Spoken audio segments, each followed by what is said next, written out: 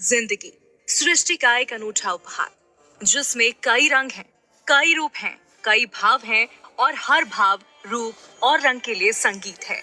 जी हाँ, प्रकृति के हर कण में संगीत दिखता है, महसूस होता है। चाहे वो नदी का झरने से गिरना हो, या हवा का मध्यम चलना हो, या फिर वो भंवरे की गुंजन हो, सब संगीत से सजे हुए हैं। या यूं कहें, संगीत के बिना तो जीवन की कल्पना करना ही नामुमकिन है। संगीत की रचना स्वयं परमपिता ब्रह्मा जी ने की है। ब्रह्मा जी से संगीत सरस्वती जी को, और सरस्वती जी से नारद मुनि को। नारद मुनि ने यह ज्ञान भरत को दिया, और भरत ने संगीत को नाट्य शास्त्र के माध्यम से जन जन तक पहुंचाया। हाँ, ये तो है संगीत के कई रूप, और समय के साथ इसमें काफी परिवर्तन भी हुए हैं। पहले शास्त्रीय संगीत, उसके बाद कार्नाटिक संगीत, फिर हिंदुस्तानी क्लासिकल म्यूजिक, सूफी, पॉप, जैज और अब रिमिक्स। पुरातन काल से अब तक संगीत के काफी फनकार हुए हैं, जिन्होंने अपने संगीत से उस काल में अपनी अमिट छाप छोड़ी है। इन्हीं महान संगीतकारों में से एक हैं तानसेन, जिन्होंने हिंदुस्तानी क्लासिक म्यूजिक में अपना अहम योगदान दिया। नए नए राग जैसे राग भैरव, राग दीपक, राग मल्हार की रचना की। महान संगीतकार तानसेन के बारे में कई कथाएं प्रचलित हैं। उनके जन्म के बारे में भी कई किंवदंती प्रचलित हैं। कई लोगों का मानना है कि तानसेन का जन्म आज के मध्य प्रदेश के ग्वालियर शहर में सन 1493 में हुआ, तो कईयों का कहना है कि साल 1500 में उनका जन्म हुआ। तानसेन के पिता थे मुकुंद पांडे, जो अपने समय के विख्यात कवि थे। वो अक्सर शिव मंदिर में भजन गाया करते थे। तानसेन के बचपन का नाम रामतनु पांडे था। वो अक्सर पिता के साथ भजन गाने के लिए मंदिर जाया करते थे। कहते हैं कि पूत के पांव पालने में दिख जाते हैं। यही तानसेन के साथ था। जब उन्होंने ठीक से बोलना शुरू ही नहीं किया था, उससे पहले ही वो गाने लगे थे। जब रामतनु 6 साल के हुए, तो वो बहुत ही अच्छे तरीके से दूसरों की आवाज की नकल किया करते थे। वो जानवरों, मंदिर की घंटी, हवा, इंसानों की आवाज की नकल उतारा करते थे। बचपन में प्रतिभा के साथ रामतनु काफी शरारती भी थे। वो शरारत में आवाज निकालकर लोगों को डराया भी करते थे। इसी सिलसिले में एक ऐसा किस्सा हुआ, जिसने आगे चलकर रामतनु की जिंदगी ही नहीं, हिंदुस्तानी क्लासिकल म्यूजिक को भी बदल दिया। हुआ ये था, ब्रज भाषा के कवि और उस समय के महान संगीत गुरु स्वामी हरिदास अपने शिष्यों के साथ ग्वालियर के दौरे पर थे। एक दिन स्वामी हरिदास दोपहर में जंगल में एक पेड़ के नीचे आराम कर रहे थे। उनके शिष्य भी उनके साथ थे। अचानक पेड़ से पीछे से बाघ के गुर्राने की आवाज आती है, जिसे सुनकर शिष्यों के कान खड़े हो गए। फिर बाघ की आवाज बढ़ने लगती है। शिष्यों के चेहरे पर पसीना आने लगता है। वो स्वामी हरिदास को छोड़ अपनी जान बचाने के लिए भाग पड़े। जब सभी शिष्य भाग खड़े हुए, तब रामतनु पेड़ के पीछे से निकलकर हंसते हुए बाहर आते हैं और स्वामी हरिदास के सामने खड़े हो जाते हैं। स्वामी हरिदास रामतनु की इस प्रतिभा को देखकर चकित हो गए। उन्हें ज्ञात हो गया कि इस बालक के गले में दिव्य शक्ति है और ये सर्वश्रेष्ठ संगीतकार बन सकता है। इसके बाद स्वामी हरिदास रामतनु के साथ उनके पिता के पास गए। स्वामी जी ने रामतनु की काफी तारीफ की और रामतनु को अपने साथ ले जाने का आग्रह किया। मुकुंद पांडे ने अपने बेटे के उज्जवल भविष्य के लिए 6 साल के बेटे को स्वामी हरिदास के साथ भेजने का फैसला कर दिया। स्वामी हरिदास रामतनु को अपने साथ लेकर वृंदावन गए थे, जहां उन्होंने तनु की संगीत की शिक्षा शुरू की। स्वामी हरिदास उस समय के सबसे बड़े संगीत गुरु थे। वे अक्सर ध्रुपद गाते थे, लेकिन उन पर कार्नाटिक संगीत का प्रभाव था। स्वामी जी कुछ समय तक ग्वालियर के राजा मानसिंह तोमर के दरबारी भी थे। रामतनु ने स्वामी जी से ध्रुपद भी सीख ली और उसमें कई तरह के बदलाव किए। पहले ध्रुपद संस्कृत भाषा में गाया जाता था। रामतनु ने इसमें बदलाव किया। उस समय भक्ति काल अपने चरम पर था। तब रामतनु ने ध्रुपद की भाषा संस्कृत से बदलकर ब्रज भाषा, हिंदी और उस समय की स्थानीय भाषा में गाने लगे। इसका प्रभाव ये हुआ कि बहुत ही जल्द रामतनु वृंदावन में मशहूर हो गए। रामतनु को तानसेन की उपाधि ग्वालियर के राजा मान सिंह तोमर ने दी थी। जब रामतनु ने ग्वालियर की राज्यसभा में ध्रुपद की शानदार परफॉर्मेंस दी, इसके बाद रामतनु तानसेन के नाम से जाने जाने लगे। तानसेन की उपाधि मिलने के बाद तानसेन वृंदावन में रहकर संगीत की साधना करने लगे और नए नए राग की रचना भी करने लगे। वृंदावन से तानसेन की घर वापसी तब हुई जब उनके पिता का देहावसान हो गया। घर आने पर तानसेन ने शिव मंदिर में अपने संगीत की साधना शुरू की। तानसेन के जीवन पर दो प्रभाव देखने को मिलते हैं। पहला, स्वामी हरिदास की संगीत की शिक्षा, जिसने तानसेन के जीवन पर काफी असर डाला। एक नगलची बालक से ध्रुपद गाने वाले एक बेहतरीन गायक बना दिया। और दूसरा, उनके जीवन पर राज दरबार का प्रभाव। राज दरबार ने तानसेन की प्रतिभा को पहचाना और दरबार के माध्यम से जन जन तक पहुंचाया। तानसेन के जीवन में राज दरबार का आगमन रेवा के राज दरबार से हुआ। रेवा के राजा रामाचंद्र ने तानसेन को अपने दरबार में बतौर मुख्य दरबारी गायक, संगीतकार नियुक्त किया। राज दरबार में जाने से पहले तानसेन केवल देवी, देवता और भगवान शिव, विष्णु के लिए गाया करते थे। पर राज दरबार में आने के बाद तानसेन राजा रामचंद्र के सम्मान में गीत की रचना करने लगे, संगीत बनाने लगे। तानसेन के संगीत का जादू चलता रहा और इस दौरान राजा रामचंद्र और तानसेन की मित्रता शुरू हुई और बढ़ती गई। तानसेन के संगीत के चर्चे रेवा राज्य की सीमा से बाहर होने लगे। उनके संगीत की खबर पहुंचते पहुंचते उस समय आगरा के मुगल शासक अकबर के पास पहुंची। अकबर को बताया गया कि रेवा में एक बहुत अच्छा गायक है, उसका नाम है तानसेन। जब अकबर को ये पता चला तो उन्होंने तानसेन के लिए बुलावा भेजा। मुगल शासक अकबर और रेवा के राजा रामचंद्र काफी अच्छे दोस्त रहे। अकबर के बुलावा पत्र मिलते ही अपनी दोस्ती निभाते हुए राजा रामचंद्र ने तानसेन को आगरा जाने के लिए कहा, पर तानसेन ने जाने से मना कर दिया। जब रामचंद्र ने ज्यादा जोर दिया तो तानसेन ने ये कह दिया कि अगर आप चाहो तो मैं कभी भी कहीं भी नहीं गाऊंगा, पर आगरा नहीं जाऊंगा। जब रामचंद्र ने देखा कि जोर जबरदस्ती नहीं चल रही है तो अब भावनाओं का सहारा लेना पड़ेगा, तब रामचंद्र ने तानसेन को अपनी दोस्ती का हवाला दिया और ये प्रलोभन दिया कि आगरा में उनकी प्रतिभा को ज्यादा चाहने वाले मिलेंगे और बादशाह अकबर कला के फनकार की कद्र करते हैं। ये सब प्रलोभन सुनकर तानसेन आगरा जाने के लिए तैयार हुए। राजा रामचंद्र ने अकबर के साथ मित्रता निभाने के लिए तानसेन के साथ काफी कीमती सामान भी भेजे। तानसेन का आगरा में स्वागत धूमधाम से नहीं हुआ। आगरा में उनके विरोधी संगीतकार पहले से तैयार हो चुके थे। उन्हें लगने लगा था अगर तानसेन मुगल दरबार में आ गए तो उनकी छुट्टी हो जाएगी। इसके लिए उन्होंने बादशाह अकबर के कान भरने शुरू कर दिए, तानसेन की बुराई करनी शुरू कर दी और कहा कि तानसेन की काबिलियत को परखने के लिए एक संगीत समारोह का आयोजन किया जाए। अकबर को ये बात जम गई और उसने एक संगीत समारोह का आयोजन किया। इस संगीत समारोह में देश विदेश के नामी गिरामी गायक आए। तानसेन अच्छा ना गा पाए, इसके लिए उनके विरोधियों ने साजिश की। पहले तो उन्हें गाने से रोकने की कोशिश की। जब वो इसमें सफल न हो पाए तो उन्होंने तानसेन का गला खराब करने की कोशिश की और उसमें कामयाब भी हो गए। लेकिन खराब गले के साथ भी तानसेन इतना अच्छा गाया कि अकबर ने उन्हें अपने दरबार में रख लिया। तानसेन अपने साथ हुई इस साजिश को भूल नहीं पाए।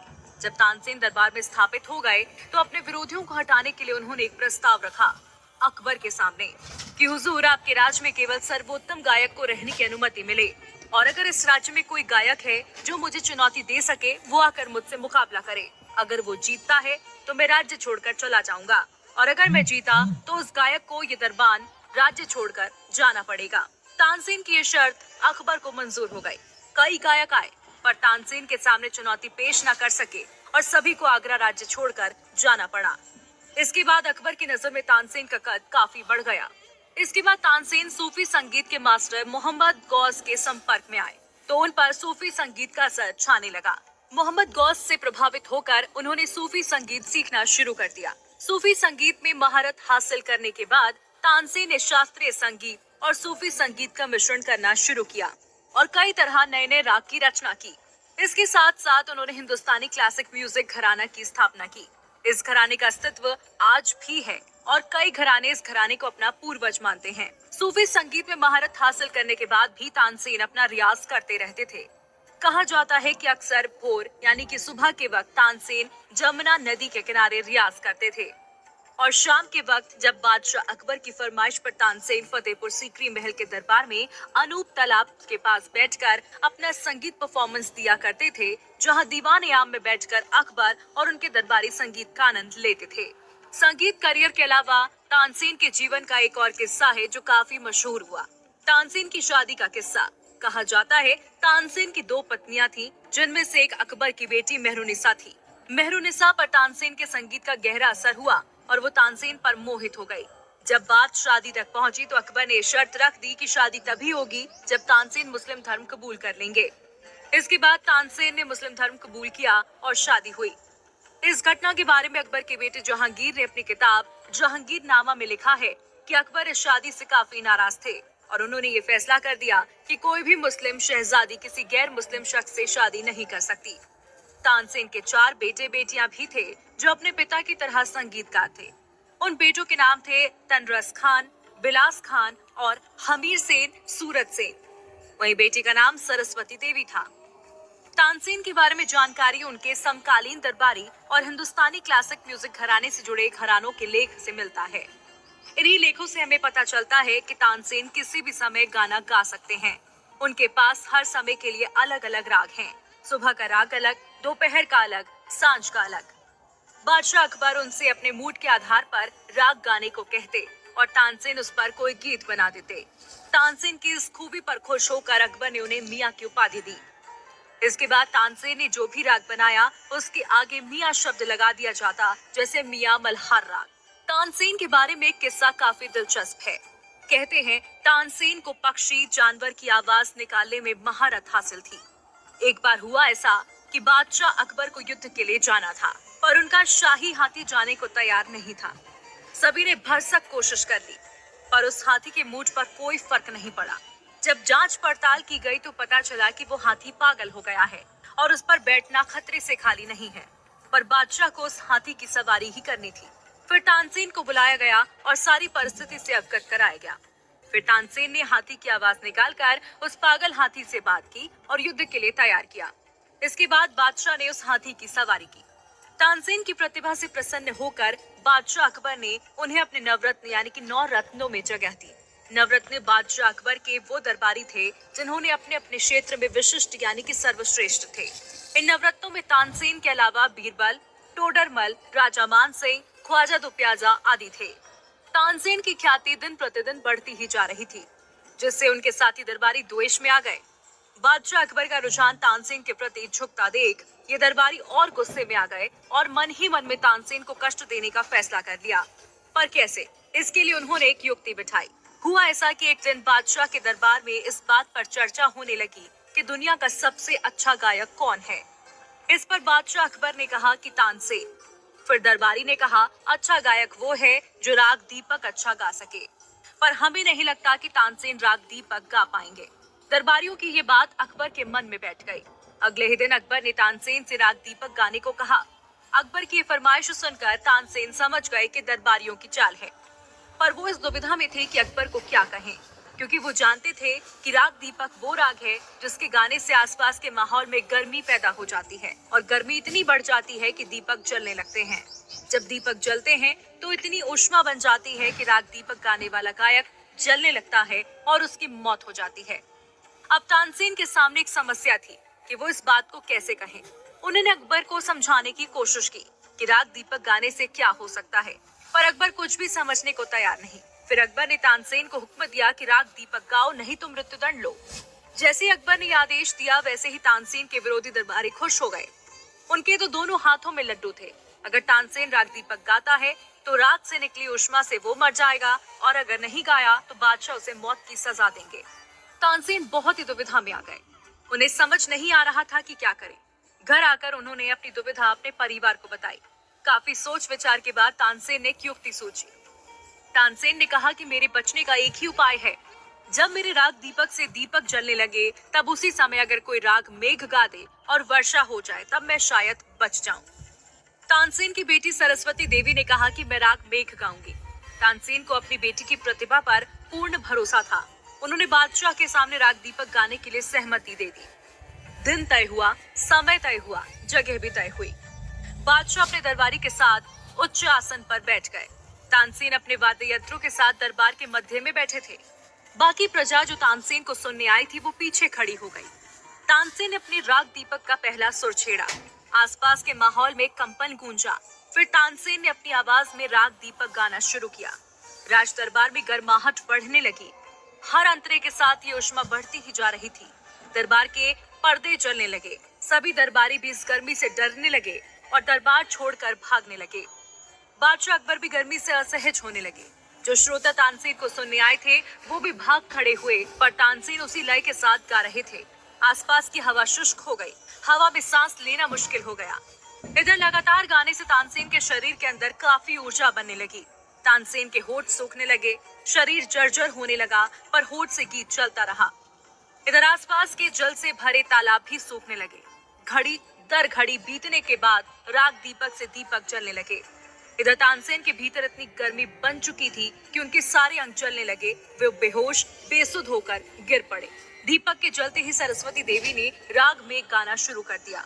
कुछ समय बाद वर्षा होनी शुरू हो गई और तानसेन की जान बच गई। तानसेन की जान तो बच गई, पर वो बुरी तरह बीमार पड़ गए। तानसेन की हालत देखकर अकबर को अपनी गलती का एहसास हुआ। उन्होंने तानसेन से माफी मांगी और उन सभी दरबारियों को दरबार से निकाल दिया। तानसेन के इस प्रदर्शन के बाद अकबर ने संगीत सम्राट की उपाधि दी। तानसेन ने संगीत को अगली पीढ़ी तक पहुंचाने के लिए 2 पुस्तकें भी लिखी, श्री गणेश स्रोत और संगीत सार। जैसे तानसेन के जन्म के बारे में कई मत हैं, वैसे ही तानसेन की मृत्यु के बारे में भी कई मत हैं। कुछ लोगों का मानना है कि तानसेन की मृत्यु 26 अप्रैल 1586 को हुई, तो कुछ का कहना है उनकी मृत्यु 25 अप्रैल 1589 को हुई। उनकी मृत्यु के बाद उनकी लीगेसी को आगे बढ़ाने के लिए कई घरानों की स्थापना हुई, जिसमें तानसेन के बनाए रागों का अनुसरण किया गया। 4 सदी बीतने के बाद भी तानसेन का संगीत आज भी अमर है।